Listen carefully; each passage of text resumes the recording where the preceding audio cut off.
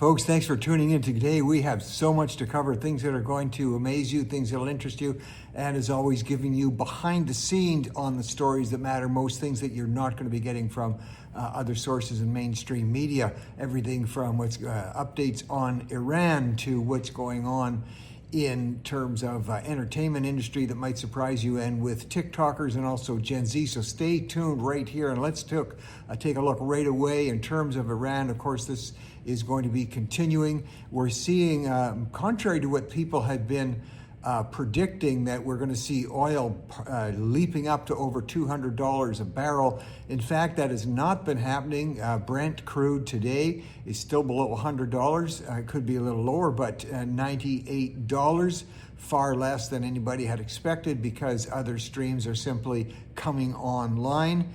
And an amazing announcement in the U.S. today, really out of India. India is saying through its huge corporation Reliance Industries, going to be investing $300 billion into a refinery, building a refinery in the U.S. Now that's the first refinery to be built in the United States in 50 years, and it underlines what I have been saying, a gigantic missed opportunity for Canada. I've been saying this for years, that India desperately could use Canada's top in the world, best in class refined liquid natural gas and oil products.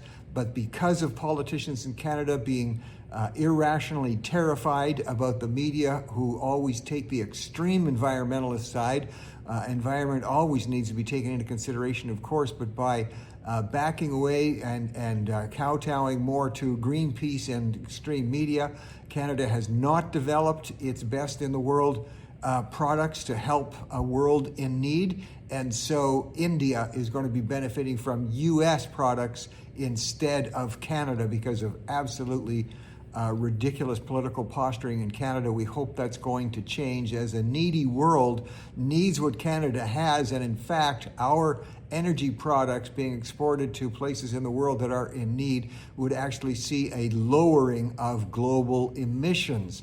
And that includes the help that could have been given if we had not bowed down to Quebec for years and years, not allowing a pipeline to go across Quebec that would have got to the East Coast, that could have got our liquid natural gas and other energy products to Europe. And Europe is continuing to be in the stranglehold of Russia because Europe needs that energy product. They're only mainly getting it from Russia. We could have been supplying it, and instead of the Europeans financing Russia killing Ukrainians. It's just irrational, Canada's whole stand on this over the years.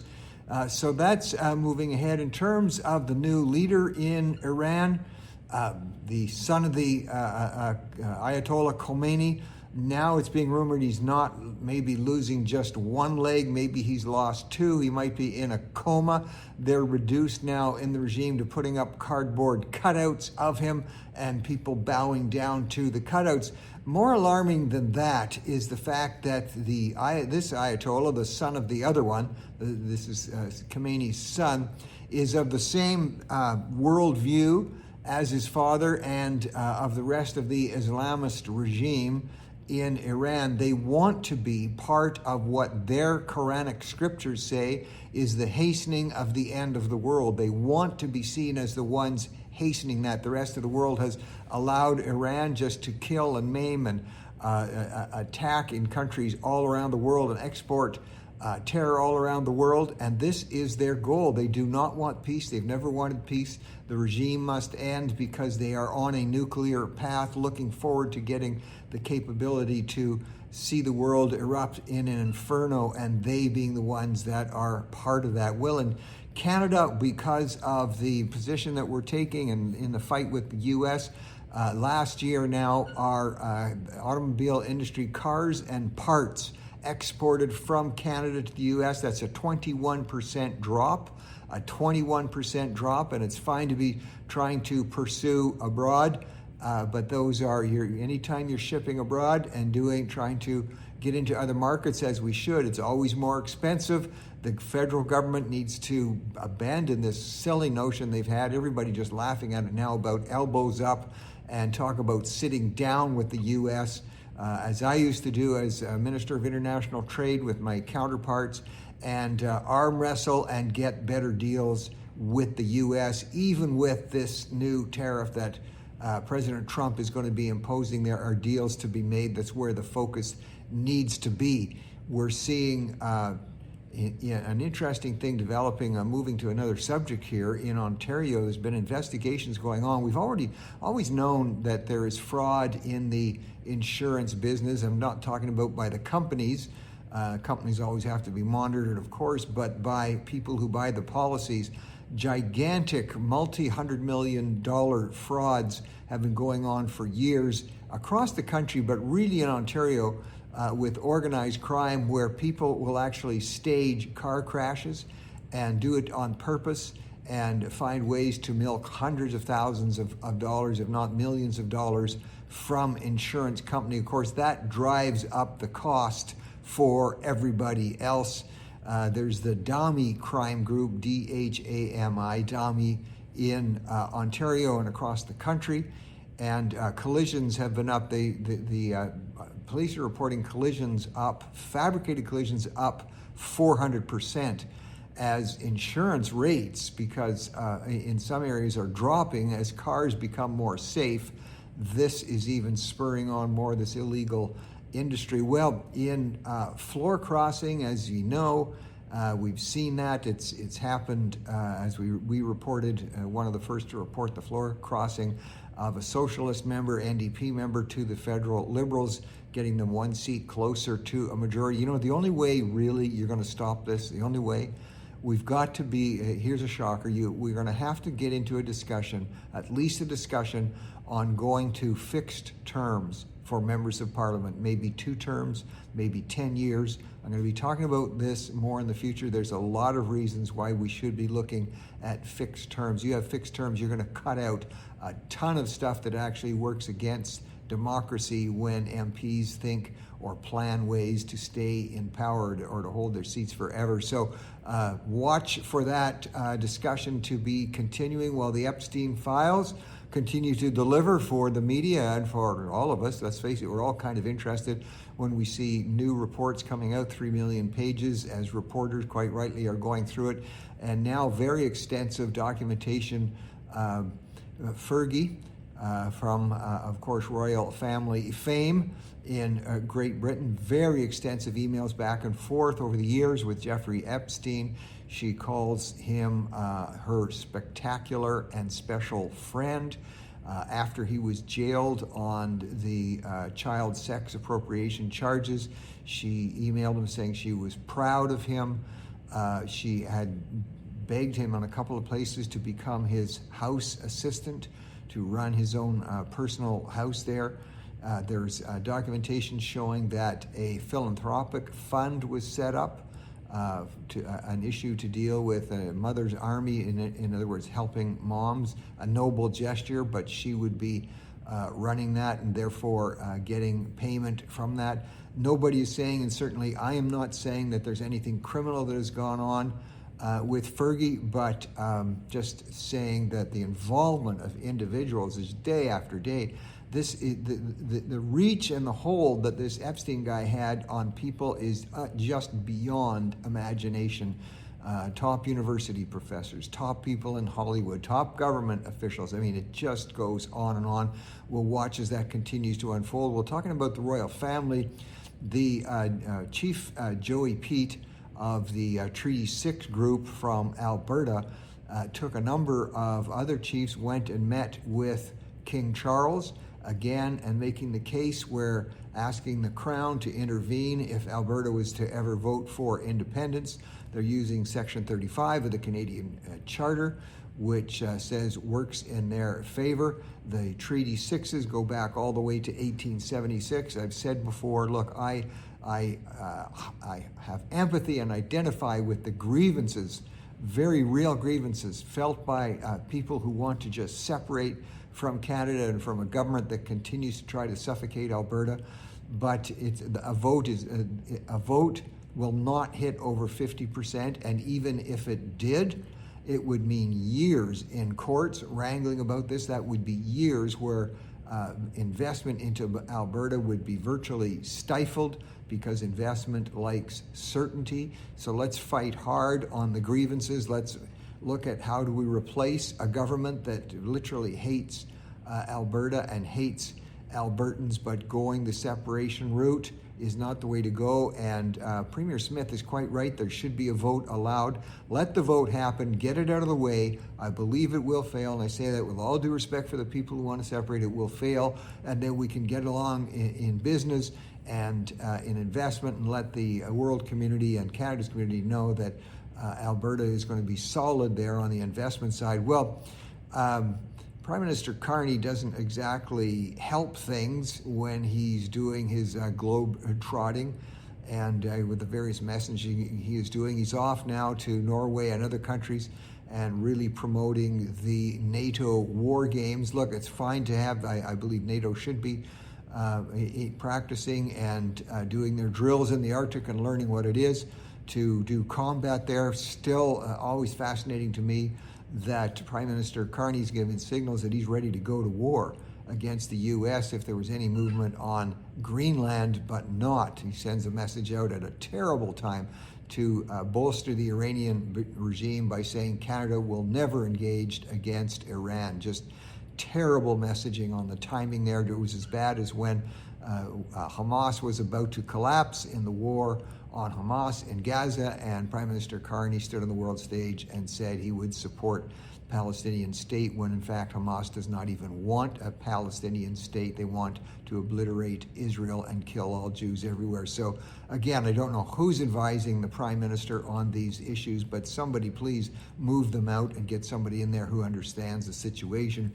Well, in Quebec, I talked to you a while ago about, and before the media was already talking about, the fact that a hair boutique had been sued, in effect, by someone from the, let's just call it the binary sexual community, because they were upset that the ads for this particular hairdressing place, it's called Station 10 or Station 10, those ads were saying we're advertising certain types of haircuts for men, certain types for women, and this guy who defines himself as binary was very upset, went to a tribunal. The tribunal had great support for him and fined Station 10 because they were advertising male and female.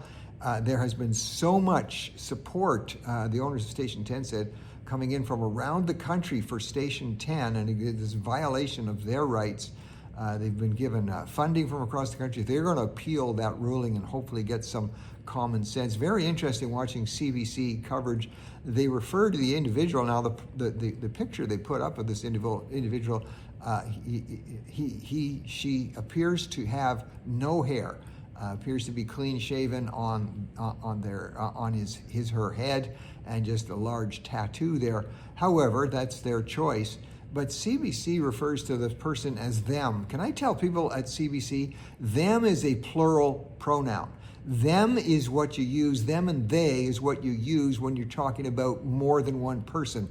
And it keeps us getting confused. CBC called the person them, so it makes you feel like there's maybe a lot of them out there. Absolutely ridiculous how we completely abandon intellectual and even basically intelligent use of the language by abandoning this area of pronouns and referring to one person as if they are more. Well, we always encourage the federal government to be looking at ways in which they can be reducing spending, because as we know, spending with borrowed dollars is the single greatest reason for inflation and loss of purchasing power for the dollars of our dollars as citizens.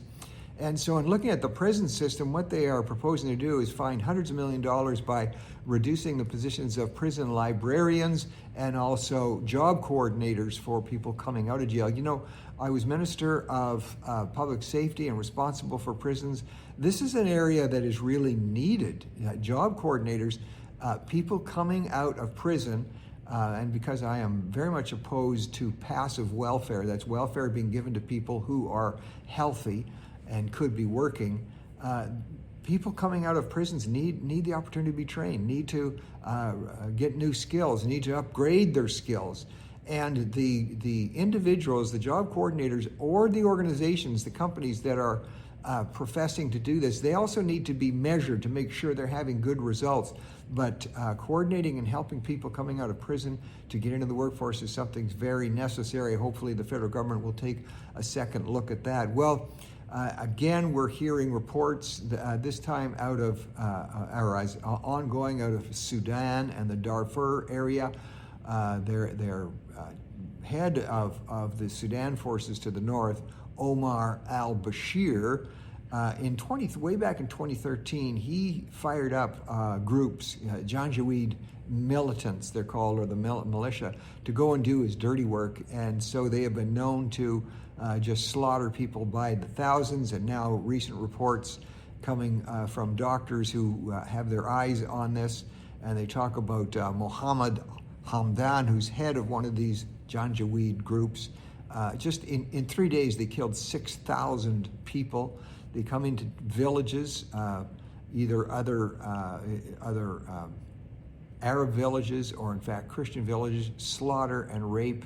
And mainstream media, again, barely reports on this. They sort of do, but they hate reporting that Islamists can't. Are we saying all Islamists are like this? No. All Muslims like this? No. But Islamists, who are the political and extreme part of Islam, are definitely responsible for some of the most wretched, wicked, devastating types of attacks on individuals, the killing of women and children, the rape of women, and especially at the UN. I've been to the United Nations when I was a minister for the Harper government, talked to the representative there from Sudan and say, what can we do about the crisis? And he just looked at me in his robes and said, what crisis? So you've got, again, the United Nations proving completely ineffective, completely useless in being able to do anything, and even to publicly stand up and call these people out. The same way the UN is very good at calling out Israel, very good at calling out the United States and criticizing, and I'm going to say rarely criticizes these Islamist regimes that allow wholesale slaughter and rape and imprisonment of individuals. Hopefully that's going to change. Well, another thing we'd like to see change in terms of what we're seeing now, again, another group of violent protesters, some who were charged in terms of anti-Semitic attacks, violence in Canadian streets, attacks on buildings, and again, another in the long list that's been happening over the last 3 years, charges being dropped. Police will eventually, very reluctantly, charge some of these Hamas-type supporters, Muslim supporters, who are raging violently in our streets, but charges continue to be dropped every time they get in court. A little different than the truckers who protested, as you know, a few years ago, honked their horns, got arrested, trucks were impounded, bank accounts were seized, so quite a difference there. Truckers arrest them, and violent Islamist protesters, not so much.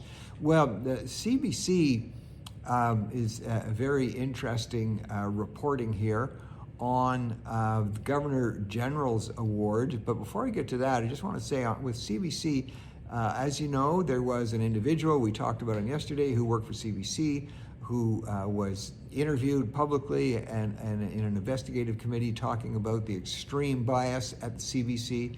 And even this individual reported that there is a blacklist of dozens of people, mainly conservatives, that CBC holds, and these people are never to be invited to be interviewed because they'll present a different perspective.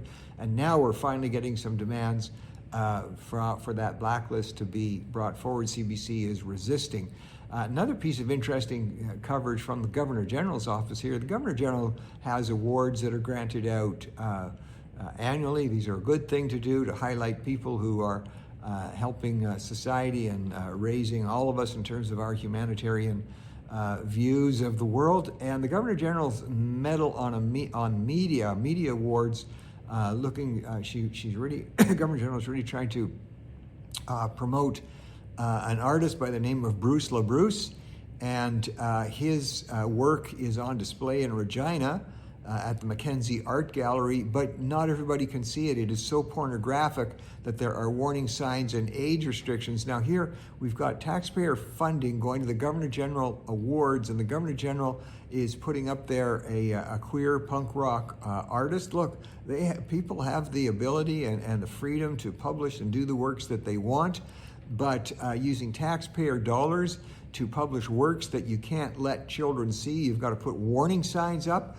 Something a little strange there. Also interesting how Regina City Council, though they are quite rightly looking for areas to cut spending and reduce spending, did not have anything in terms of spending reduction towards the Mackenzie Art Gallery. $300,000 more, I think, was just granted to them.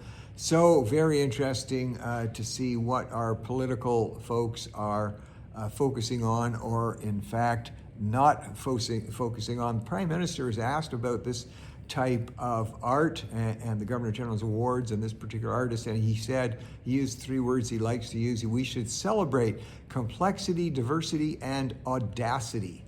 All right, I'll let you decide on that as you're going to vote, if you kind of like that approach. Senator Scott Tanis recently in the Canadian Senate has just yesterday said that there needs to be proper support and evidence for the claims, the claims of First Nations groups about all the bodies that are supposedly buried up in the Kamloops residential school area. There's been some reports that millions of dollars that were given for careful excavation to be done have all disappeared, and so now it's reached the Senate, and the Senate is saying, what's happening? Why can't First Nations people be given the opportunity to get the evidence they need to make this case? Well, on the particular interest relative to evidence and to new science, when we're talking about AI and the spread of AI in the entertainment and media industry, and we're at the place now where you and I literally cannot tell if something is being fabricated or if it's real, that we're even seeing entire movies being developed that are all AI created characters. And I've said for a while, you're going to see a return to a demand for authenticity in this particular area of entertainment. And I said you're going to see a rise in demand for live production, live plays, as people want to be sure they're watching human beings. So along with that, Quentin Tarantino, I'm not saying he's taking my advice, Quentin Tarantino, of course, very famous movie maker, Pulp Fiction, Inglourious Bastards, other movies, is announcing that he'll have his first play ready for people to see. It'll be on the London Playhouse scene next year. So an indicator that people indeed are wanting authenticity. Gen Z is also showing some of that, as their initial signs of they're actually getting tired of TikTok now.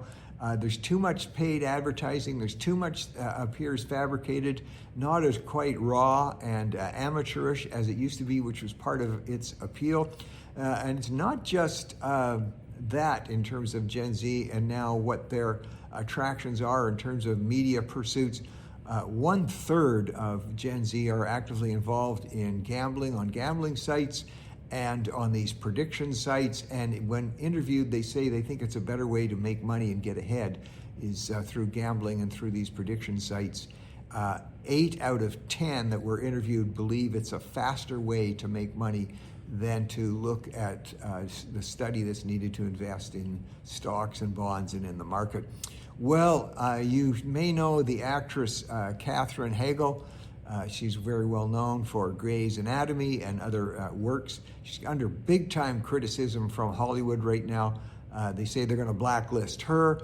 Why? Because she held a huge fundraiser for a dog rescue mission. Was that why? No. She had the audacity to hold that at Mar-a-Lago. You know, media should know, and people should know, if you want to literally rent some of the facilities at Mar-a-Lago, you can do that, you know, as long as you're a reputable and safe group.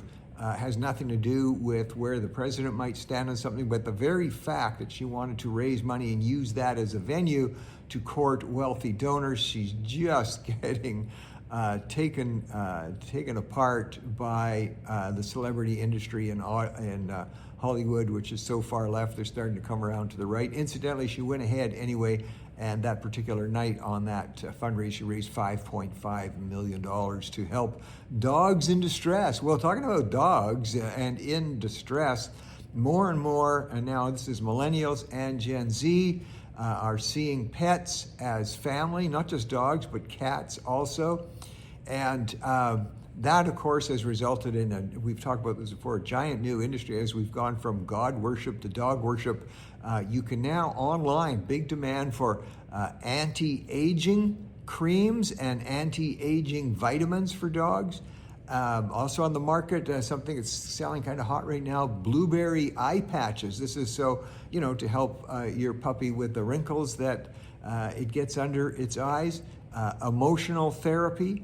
And this is not for the people, this is for the dogs in terms of who you're going to team your dog up with when it comes to mating. A very interesting thing, I was just recently, I was asked to pay a visit to a psychiatric hospital in a major American city. And as I went in there to visit with the people who had requested me to come and see them, I noticed a sign, because there's so much now, emotional dogs, you can get them certified to accompany you on airplanes or in stores or restaurants. And here in the psych, a big sign on the wall where you walk in saying that emotional support dogs not permitted, not allowed into the psych unit. Go figure on that one. I can't. Well, California now, I've been talking the last few days about let's say the alcohol industry and how demand continues to decrease. Now in California, by the hundreds of thousands of acres, California vineyards are being plowed under. They're looking for other ways to use them practically because the demand has dropped so much. Gen Z especially, not drinking as much as their parents and grandparents did. This year alone, in the industry itself, a drop of $1 billion or the equivalent of 6 million cases of wine less. And now we're at the place where studies show, Canada and the US, 54% of adults, now only 54% of adults say they are regular drinkers, the rest are not. And somewhere where we're seeing an increased Bible sales in the United Kingdom, they've got the end of year results there, up 19%. So there you go, folks, drinking down, Bible sales up. You figure it out. Great to talk to you. See you tomorrow. Thanks for tuning in.